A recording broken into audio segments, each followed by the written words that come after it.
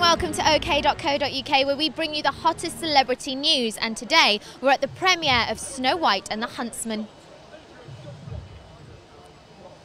How are you today? Very good, thank you. Looking very dapper. It's your first premiere for your first feature film. Yeah, it is, and I'm back at home, which is great, you know.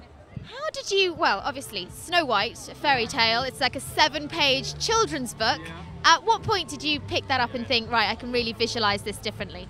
You know, I think it was important to go back to that original source material because it's survived for so long and it's been relevant for so long. So, you know, it was really just important to tell that story again for our generation, you know, to make a big, epic, exciting and very intense version of it.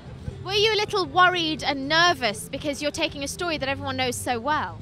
Yeah, I mean, you know, that's definitely plays into it, you know. I was nervous about a lot of things, to be honest, but, you know, you just have to be, you know, follow your instinct and just go with your gut, really, and go with your heart and hope that your version of the story will be well received. Your choice of Snow White is phenomenal. She's brilliant in the movie. I'm sure you're pleased with her performance.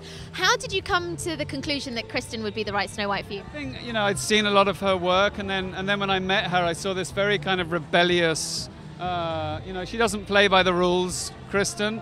She's got a lot of that weight on her shoulders that Snow White has, and she deals with it in a very independent way. You know, she's not surrounded by yes men. She's she's so young and yet has so much strength and spirit, and that's what I really admired in her.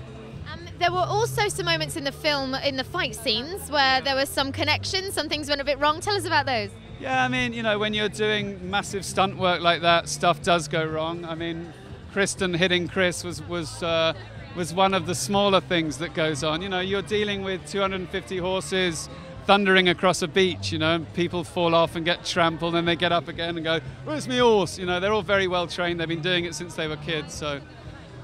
Wonderful. One last question. One last question, if that's okay. Your evil queen, Charlize Theron. How do you see this blonde, blue-eyed, beautiful woman and think, I can see the evil there? You know, I think she's done such incredible work. You know, she's able to take that beauty and to throw it away. And we didn't really want to have, you know, a dark-haired. You know, we weren't going back to the Disney version to cast her. You know, we wanted to make our own version. Thank you. Have a great night. Congratulations.